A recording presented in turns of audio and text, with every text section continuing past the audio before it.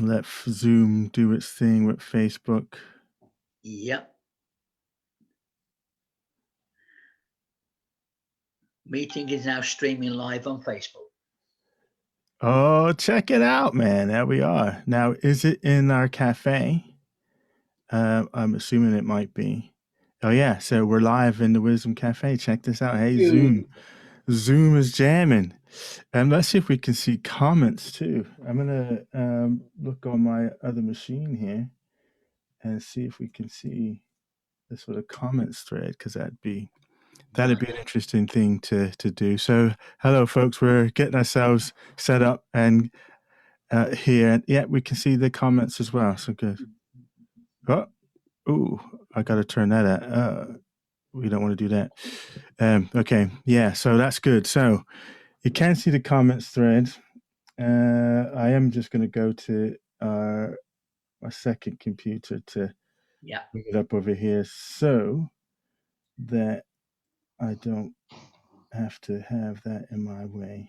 And then we'll get going. All right. So there we go. All right. Live. I like it. So now I'm back here with you, man. We're back in the room. How you doing today anyway? Say, Clay, it's been a good day. Good day. It's been a good day. It's been a good day. Today has been a good day. So, but the question is, and you might know now, here we go. I'm testing your knowledge already. Before we even get started, before I even ask your name to introduce, here's your story trivia. Today is a good day to die. What book is that from? I don't know the book, but wasn't it Sitting Bull or? Oh, yeah, we would have been taken from that. Hemingway stole it probably from Sitting Bull, but yeah, absolutely. Today is a good day to die. And I know the Native Americans, that was almost an ethos for them, wasn't it? I think it was, he said it, or he's supposed to have said it, when he had a dream, a vision, or just before the Battle of the Little Bighorn. Okay. Nice.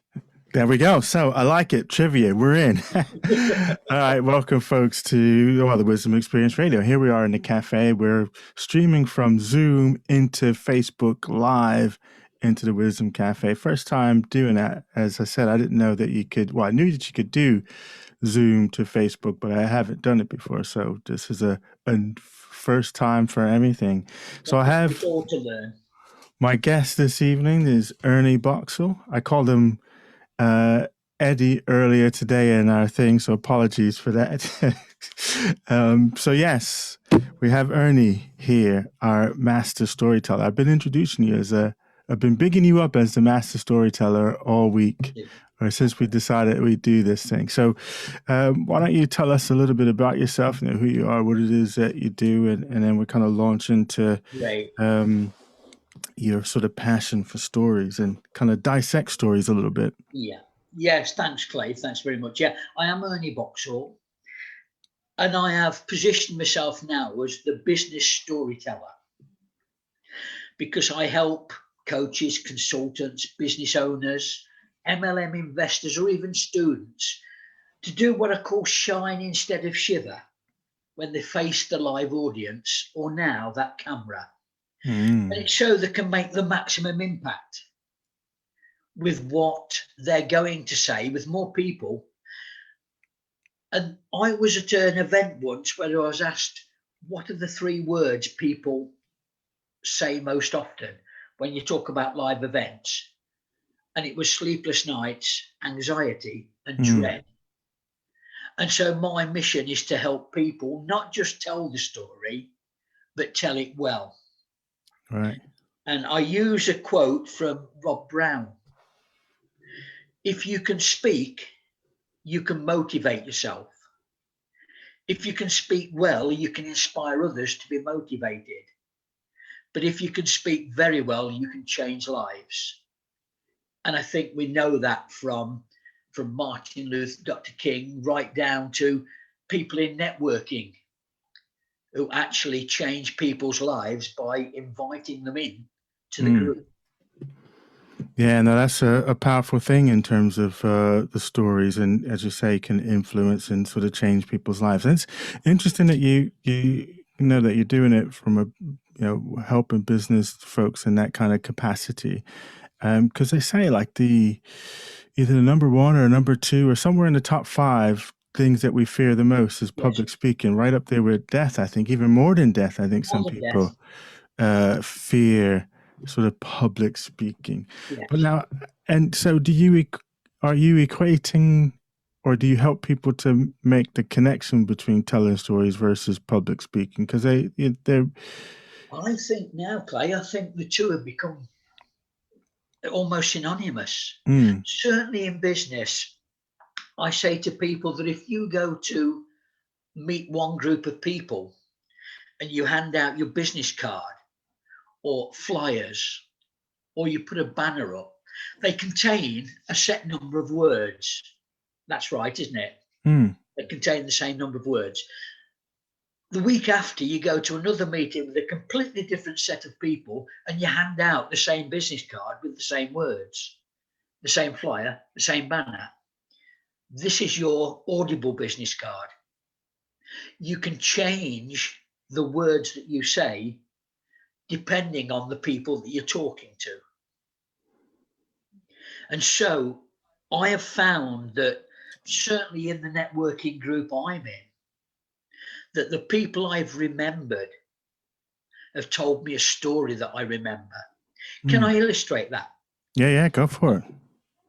When I was about 8, I came home from school and my father had been made redundant. He'd sold our beds to get some money, and we slept on pallets surrounded by straw for 6 months. Now, that's not my story. That was the story told to me about 10 years ago by a lady called Helena, who lives in Rugby, works in health and safety, and dances. Now, I've got a drawer full of health and safety business cards, Mm. but I remember Helena's name. And she's probably the first one I tell people to go to if they ask me about health and safety. Yeah. Because it's interesting in relationship to stories, because, I titled this, how stories make us human. And Yes. we tell stories all the time. And, if you're around the water cooler, what did you do last night? Oh, man, That's it. funny thing happened. Last night we were, and so we're telling stories there. You're telling stories at home. I mean, we are a storytelling animal in a sense. It's like we need and we thrive on stories. Like we need them. What's your take on that the driver? So from your studying of stories and the like, what is it that you think uh, That's pushes us and interesting. motivates us If to we do could go, things? I think I've talked about this book, Clay, Mm, The Way of the Human Being. And the first chapter is called Coming to America. And it's the story of an Eskimo who he told a story about being able to go down to Wales. So the great whales that came in, and they offered him the chance to become one of them. And so he put on a parka and it became a whale skin and he swam with the whales.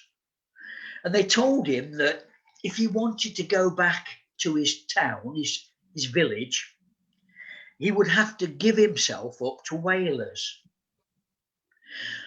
and to pick the cleanest and tidiest boat, because that contained whalers who would kill him quickly and they would not desecrate the body. mm, And so they said to him, if you do want to go back to the village, you can never go back as a human, but you can become a bird, fly back to the village, or you can come back and be a whale. And the brilliant part of that, and this is what storytelling is all about, is it says, where have I got it here? It says that when you listen to that story, don't think, well, that's impossible. These are stories that our ancestors told their children. mm.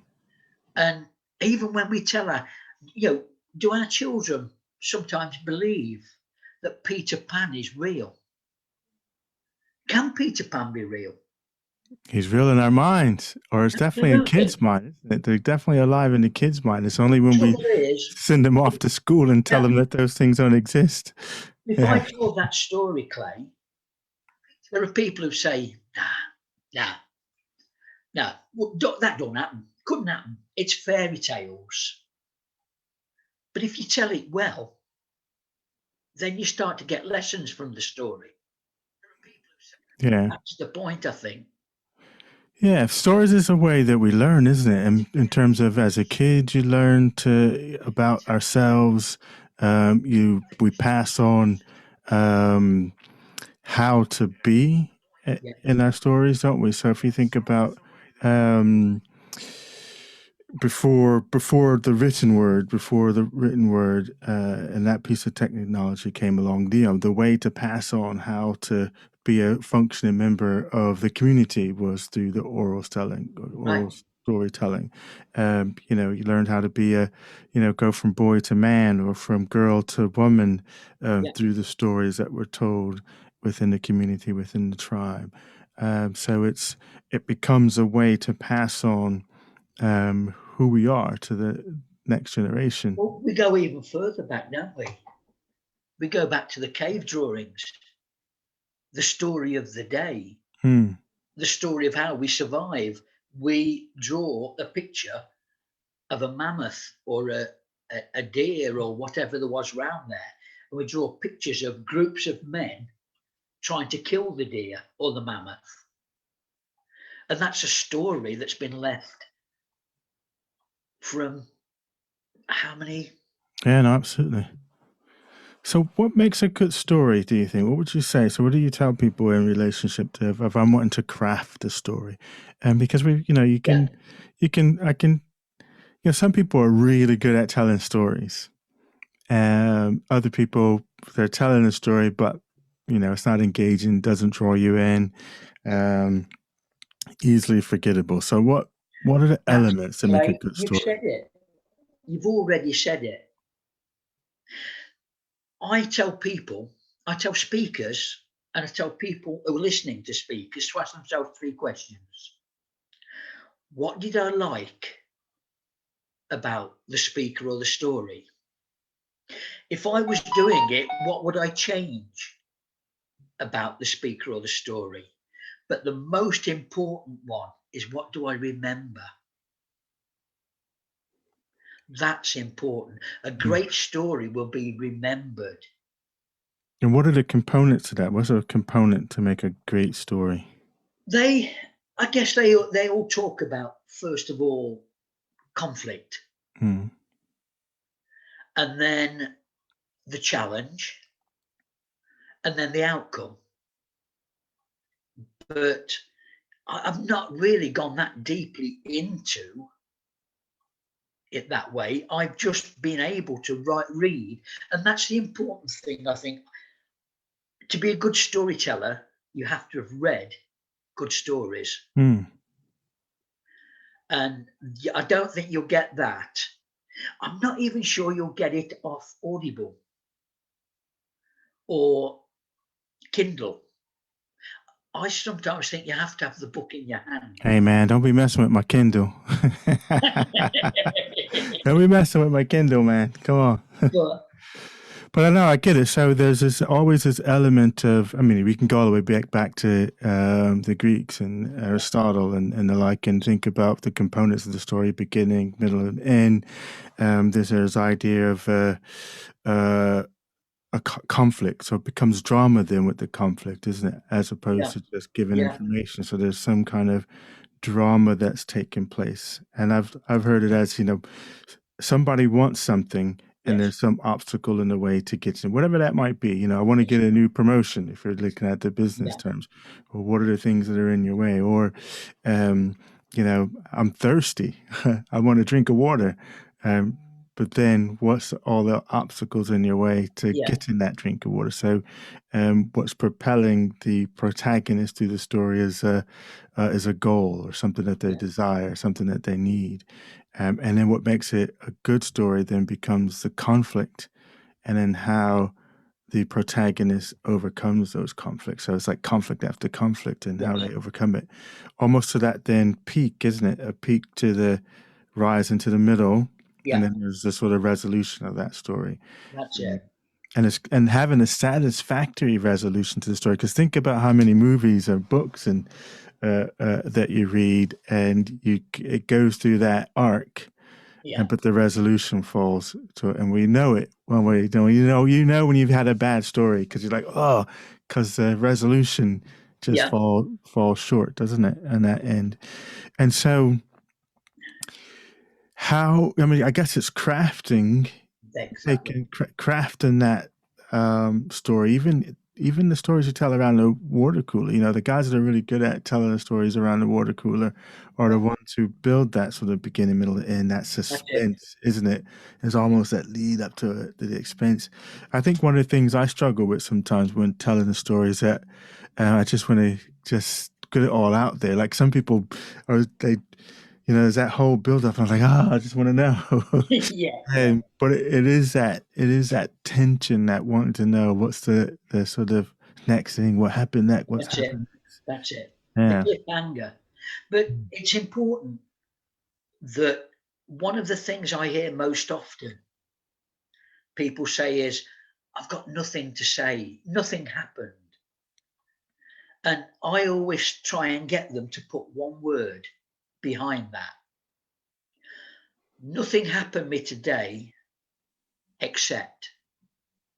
Nothing's happened to me today, Clay, except I've come onto your program, and I may be talking now to a group of people, some of whom I know, and they will contact me and tell me that I've been on the program today. And there'll be some faces or some names that I don't know. And maybe over the next few months we can make a connection. And that all came from when I said except. Mm. Nothing happened to me today except I. Yeah, And I that's interesting. Yeah, I like that as a it does. story. Switch on this computer up here. Yeah, and saying that too, well, I guess that makes you also think about.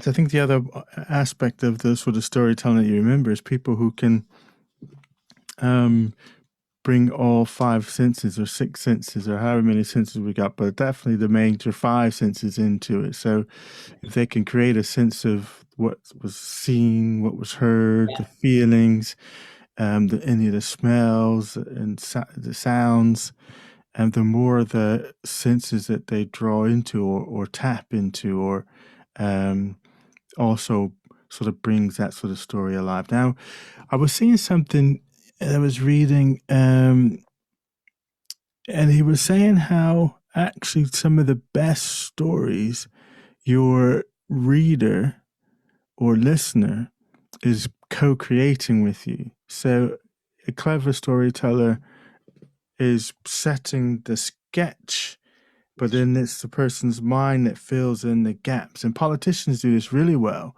yeah, Whenever you listen to them speaking and telling their stories, they don't necessarily say a whole lot.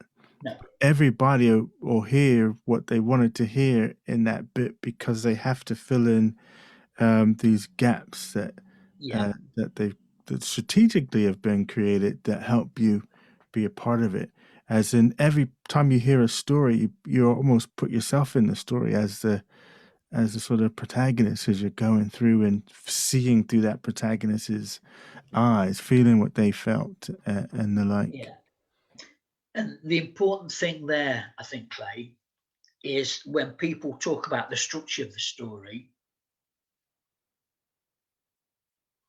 it's pausing. Mm, When you tell the story, you have to change the speed of the story. So when the protagonist is climbing the hill and it's getting really, really tough, and he knows that the enemy is at the top waiting for him. It's a lot different to when the protagonist is skipping along the valley and he comes to the river. And over the other side of the river, he sees a beautiful girl, a girl he knew from his past. from when he lived in the village and now he's coming home.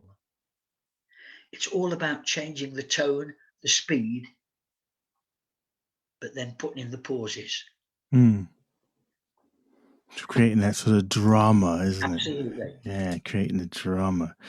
So if I'm we're going to craft a story, what's step number 1 for me to becoming a better sort of storyteller? I would say tell your own story to start with. Mm. And this is something I work a lot on. I don't know whether I've asked, I may have asked you before, Clay, when we've spoken, but do you know how your mother and father met? Do you know how they met? No, I don't know how they met, actually. Right. I never bothered to ask them. See, that's the first thing I tell people. My father in the war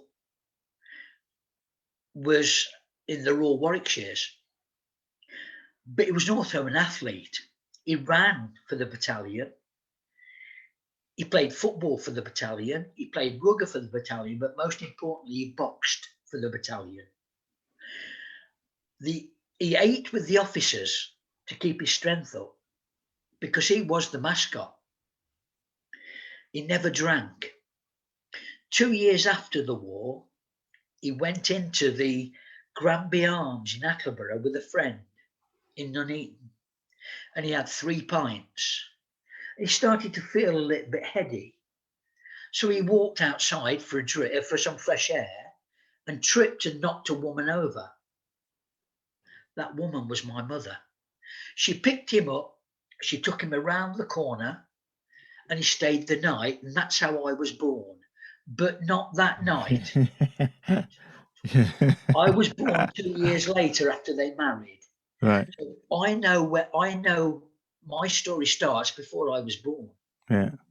And I encourage everyone to try and find out how their mother and father met so that they know where their story started. Mm. And then I would say to you, Clay, is there a story that you remember between the ages of 1 and 10 that made a real difference to you? Oh, loads. I was big into my stories. So, yeah.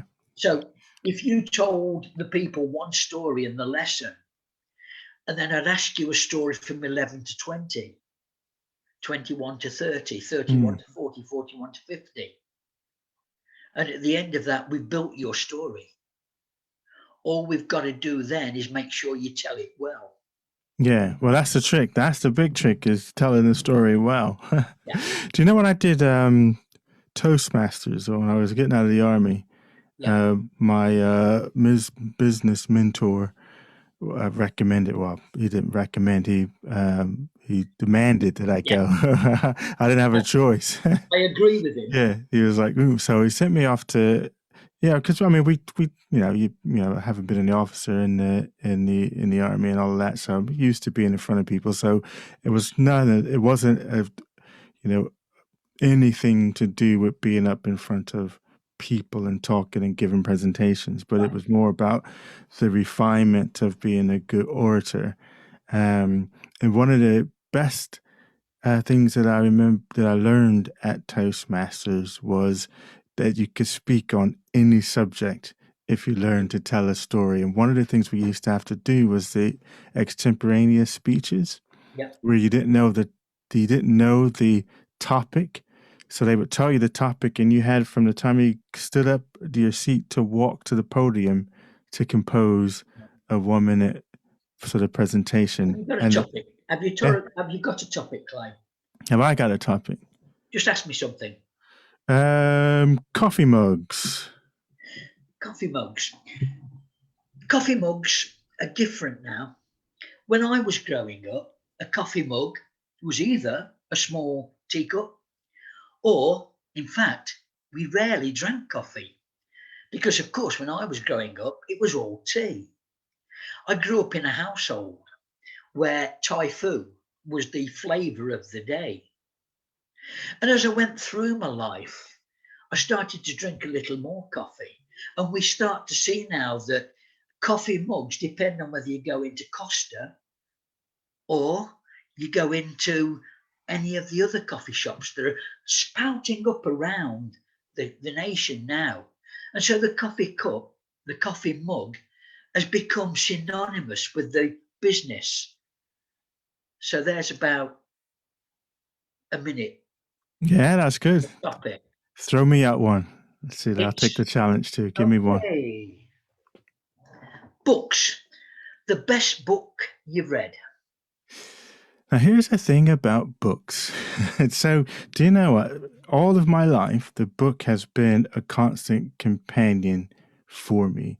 And I remember as early as being sort of 3, 4 in there, was enamored with books, even just the feel of the book, the smell of a book. I mean, as you can see behind me, it's just that books have been like a constant companion. And I always likened books to being like my friends. So I would be reading in the day, reading in the night. It was my mom used to have to, almost tear me away from my books. I was so much into it. And I can remember even as a teenager, and you think as a teenager, you want to start getting into girls and sports and doing things like that. But one of the trips I always made, which was about a 5 mile journey there and back, was and I call this my Mecca, was the library that was on the Post Library of Fort Monmouth, New Jersey. And I would walk the 5 miles there with no particular objective in mind other than to wander the stacks of the library. And I would wander the stacks, up and down the stacks, didn't matter, science, philosophy, religion, and a book would call out to me and speak out to me, and off the shelf it goes. And I would go and check it out and take it home. It almost didn't matter what the book was, it just had to have something that attracted me. And then I was in it and I was reading it. And even now I can't stop This is reading it. And the books. beauty there, Clay, is that you're able to go all the way through that. Imagine if you'd have said, books. I have grown up all my life with books, and I remember when I was living back in New York with my Mm, you would have lost people straight away. Within 10 seconds, people would have started to look at their watch or look away or think of something else. But the fact that you're able to tell the story without those, what we call crutches, draws the audience in. yeah. Why is he going to walk 5 miles? Because he loves the book. Mm, And I often say to people, the beauty of secondhand bookshops is that if you know the book you want, you go onto Amazon or to Waterstones and you buy it. But if you go into a second-hand shop, it's like Aladdin's cave. You'll be browsing the shelves and then suddenly, I've been looking for that book for 5 years, and there it is. yeah. Have you been to the used book capital of Europe? Hey on Wire. It's been, you got to go there. If you haven't been there, man, you got to go. Yeah, The whole town is nothing but used wow. bookshops. The castle's converted into used, but man, I can wander around that place for, well, I do. I go there. It's my Mecca. It's my Mecca in the UK. I go to Yeah, AOY and wander the stacks and just come away with more. But I probably have more books than I'd ever actually be able to read in my lifetime, because I haven't read all these books, but no, um, I've read a good bit of them. But some of them you get and they sit, but yeah, then they come around. And it's like, oh yes, I remember, and there's a reason this book has come into my life, and yeah. then that when the time is right, it's there and I can read it. Or someone says, like we were talking about this, doing this show on storytelling, and I've got a book here on storytelling animal. I got one on using sort of the fantasy or using your Yes. imagination. I got one on how stories make us human. So I got a ton of books. So on any topic, it's like boom, and I can just kind of Yeah. And can hit it. the beauty of the second-hand bookshop It's happened to me on a couple of times, is I've picked a book out and I've opened it up, and there's either been a letter inside that's been left, Mm. or there's been something signed on the back of the cover that was probably put there when the book was first handed to the first person. Yeah, yeah. So suddenly you've got the backstory of the book. I suppose that's something that we kind of miss. I love my Kindle, but I also love my books as well. But one of the things that you do miss is if you do go into used bookstores and pick up the books, and the margin tell you that the stuff that people have written in the margins or in the back, or so you miss. I got several really old books in here as well that I got from auctions and stuff. But just the history of those books Yeah, and how long they've been around and the different hands that they may have sort of passed through. So almost each book, the book has its own story, yes. in addition to the story that's contained in the book. So what got you into storytelling? Why did you? I've always been a storyteller, Mm, Clay. My first book that I remember reading, there were two, Norse Gods and Heroes. I was about 6 or 7. But the book that I stayed with most, or the character I stayed with most, was a boy called Kemlo. Now, I assume he was American because the author's American. But Kemlo was born on a space station. And being born on a space station meant that him and his friends could go outside into space on scooters without these space suits and mm, helmets. The boys that came up to the space station from Earth couldn't. They had to still have the oxygen and the spacesuit. The writer had even put in that there had to be changes. The boys from Earth had to go through chambers to be able to get to meet with their friends who had been born in space. Now, that book was written in 1951, 52, when as far as I know, we weren't even thinking of space stations. mm. And yet the author either had the knowledge or the imagination to talk about space stations and adventures in space. And I guess that's one of the other powers of story, isn't it? It lets you um, Well, it lets you go to places in your mind that you wouldn't necessarily physically be able to get to. It lets you experience other people's culture. I say if you want to, by reading diverse sets of books, both fiction, nonfiction, particularly fiction, Yeah. helps you to be a more empathetic person too, because you can see a different worldview than your own. You can Yes. experience experiences that you might not do physically kind of on your own. So I think another power of stories is that ability to transport you to different worlds, Yeah. both imaginative ones, or if you're into historical books or biographies, you can get into other people's lives and see the world through their Yeah. viewpoint. So again, a huge benefit or power of stories is that ability to connect us to Well, other worlds. I think you can see behind me, Clay. And got the dream catchers up. Mm, You know, I first really got to understand the Native Americans not from the films, but someone gave me a book on Geronimo, mm, and I read his story, and it went through all of his battles with the cavalry and all of the times that he took his people into the hills and things like that.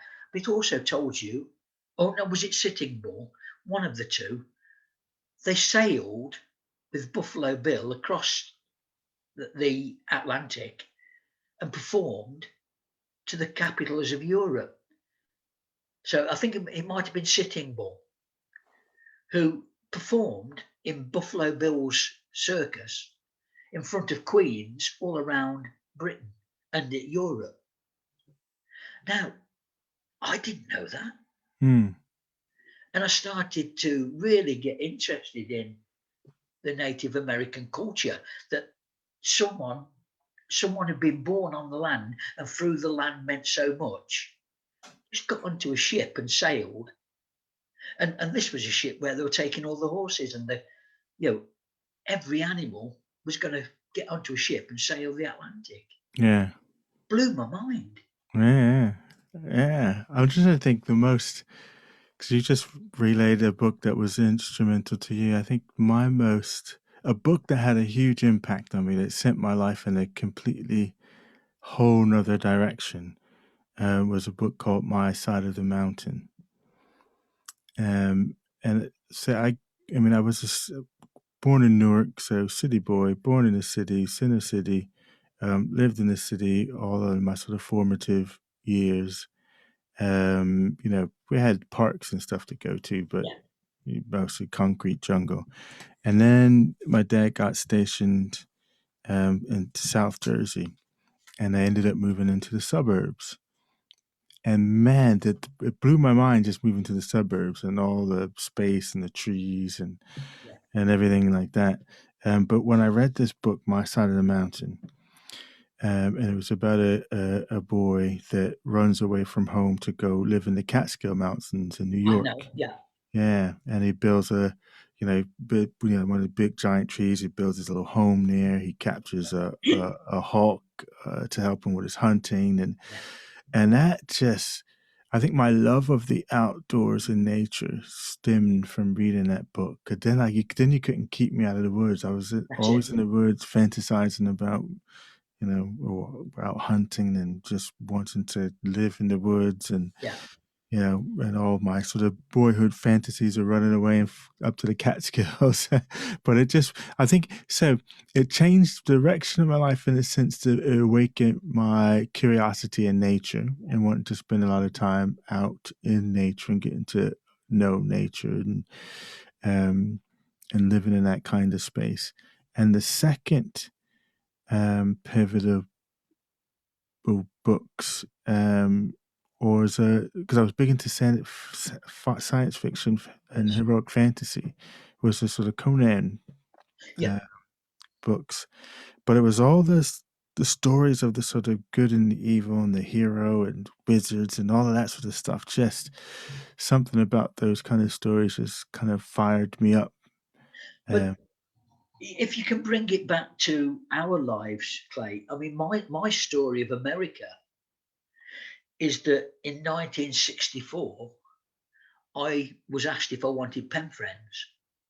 I wrote a letter to America, and 2 weeks later, I got an answer back. I opened it, and it was really well written, beautiful writing. So I replied, and 2 weeks after that, I got a letter with the picture of the most beautiful girl I'd ever seen in all my life. And for 4 years, we wrote to each other more or less every fortnight. mm, And in 68, I went over to see her for the first time. And that evening, after her mother and father had fed me, we walked to a local school and we sat on a roundabout and we kissed for the first time. Now, I put 4 years of passion into that kiss. She backed off, and for the rest of the 3 weeks, we were barely, she was polite. yeah, And I think at the end, we shook hands. And when I came back in Stratford, they had a fair on. And I went up to Stratford and I saw a gypsy caravan. And I walked in. I'd had a couple of pints. Lady behind the desk asked me to cross a palm with silver and make a wish. So I closed my eyes and I made the wish that I could see this girl again. I opened my eyes and she said, "You wished of something far away over water, and it will come true." Well, I knew that wasn't going to happen because I'd written 3 times and had no reply. So life went on, and I still kept thinking about the girl, but life got in the way. 2002, I'm on the computer and the American election comes up. So I wrote 4 lines about my thoughts on the election Mm. and forgot all about it. About 3 months later, I go back onto the same site. The election's there, my 4 lines. I just glanced underneath. I was your pen friend 36 years ago. Nice. So we started talking, and I went over to visit again in 2007 and again in 2016. And what I hadn't known at the time was she pulled away because she was being abused by her father. Ah. But that's what a story that is. Yeah, no, it's interesting, isn't it? So, and that could happen to all of us. Hmm. I mean, the point is for me, Clay, what I do now, I do the speaking, the storytelling, but I'm also Tai Chi and Shiatsu. Hmm. And the reason for that was in 2002, I came over to Coventry and I went shopping at the Cannon Park Shopping Centre for the first time. And when I came out, I got to an island and I couldn't remember whether to turn left or right to get back home. Now I turned left. I should have turned right. But it took me past Warwick University where they're advertising Tai Chi. So I said, I'll have a go at that. 2 years later, 2 years into that, we were doing a health and ecology show there. And I looked onto the floor and people were sitting in the chairs and people had their hands on their shoulders doing nothing. I sat down and a man put his hands on my shoulders. 20 minutes later, I woke up. My shoulders were down here, and when I got off the chair, I felt like I was walking on air. Hmm. So I asked him about it, and that was shiatsu. 3.5 years later, I qualified as a shiatsu practitioner, and I got a new path in life Hmm. just through taking a wrong turn. Yeah, no, that's it. That's the best place to get to somewhere you don't know is to get lost. Yeah, Do you know yeah, that one of the habits I think that's a good habit is as you're recalling here now, I think is collecting your stories. yes, Because I guess sometimes when things happen to you, you just kind of live in when they just happen, but you never really think of them as anything of significance or important. But no, I think sometimes it's collecting these stories, reflecting on them, absolutely, and kind of bringing them to life inside of it. Maybe keep a story journal or something like that, yeah, yeah, so that definitely, you always have stories on hand to tell. And because they're your personal stories, yeah, they're easier to remember. Even absolutely, and the other thing I think is letting. So in the whole sort of fiction, isn't it? It's about the willing suspension of yes, disbelief. Um, and as storytellers, we have a license to embellish. So of even your own course, personal stories, of I course, mean, you tell it 100 different yeah, ways whenever you tell them, but it's a story. And if we yeah, don't, as long as you don't lose sight of, uh, not losing sight of what the significance of the story of stories are to us, yes, um, embellishing, playing with some of the details, but it's the end result of the story that's important, how it moves absolutely. people, how it makes them sort of feel at the end of the story, the thing that's Do you important. think? Do you think that we only do that when we get to, let's say, our age? Mm. Do you think that's when we start to look back and the stories become more important? Or I have listened to some youngsters for whom the story is important, Mm. but they are fewer than the old men and women I've listened to who've really they've had a long story to tell. Yeah, well, we've lived a lot, haven't we? So we got Yeah, loads of experiences that we've sort of collected up, and then I think, at some points in time, we probably have this need to think about our sort of personal legacy. What's the stories yes, that I want to leave behind? yeah, Because once we pass, the only thing that's going to be left really is the stories of you that exist in people's mind, perhaps your kids or people that knew you, and they'll tell stories yeah. about you. And so that last person who never ever got to hear your story and you're gone. So I think maybe there's some of that. There's reflecting on what does my life mean? So Yeah. you start going back through all your stories and thinking, what are, like we did here, what are some of the pivotal points in your life that you can remember that, you know, Yes. if you think about the plot twist, you know, what are Yeah. different plot twists in your life that Yeah. sent your life in a whole other direction? Absolutely. Because you went left versus going right. Yeah. You know, so like for my wife, I met my wife because I made a decision to park my car before formation instead of after. And Yeah. that sounds completely insignificant, but it was a huge impact because had I not done it, then our paths would have never crossed. That's it. Hmm. That and that's why I think I try and get over to people to be really observant, because you know an opportunity could pass. An opportunity could pass because you decide not to talk to someone, or it changes because you decide to talk to someone. Hmm. Absolutely. And From brief encounters, habits grow. yeah, well, my first daughter was born because I missed the bus. I was at college. You got this thing with women missing Yeah. buses, kissing a woman, and Well, she's not, doesn't I, want to I speak took to an you for exercise. 36 years. I took an exercise class where my partner to be she was a mature student, so she was in the class doing exercises, and she asked me if I'd go and have a drink with the girls at the end of term. I wanted to get home, so I said no. I want to get home. I'll go catch the bus. As I'm walking along the corridor, the man who lived 2 doors away from me was a lecturer there. He came along, we started talking, and I missed the bus.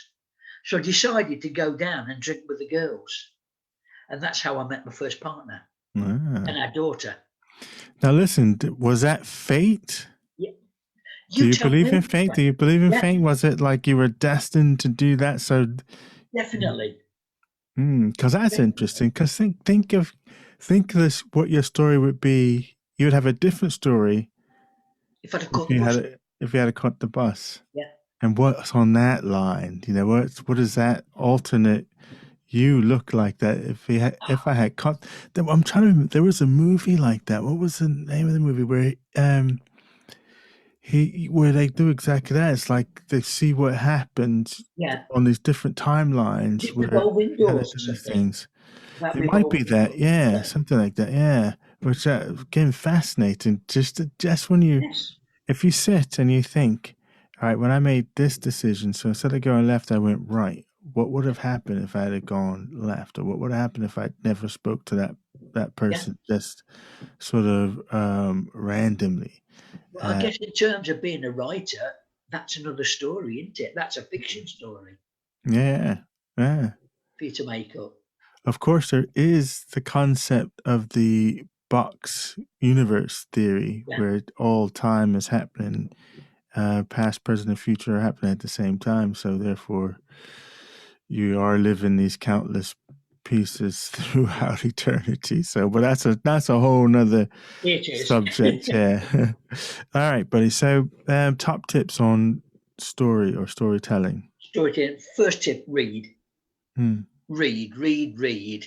Second tip is learn how to tell the story well. And even if you start with your own story, learn how to tell it well. And that will bring people into wanting to know more about you and more about how you can help them. Hmm. But the top tip is read. Yeah. Engage in stories or watch stories or go to Yeah. plays. I mean, because stories are all around us. Stories are in music. Stories are Yes. in books. You've got the plays. Dramas are huge. Yeah. Films are stories. So just eat stories Words. up in all their Yeah. forms, yeah.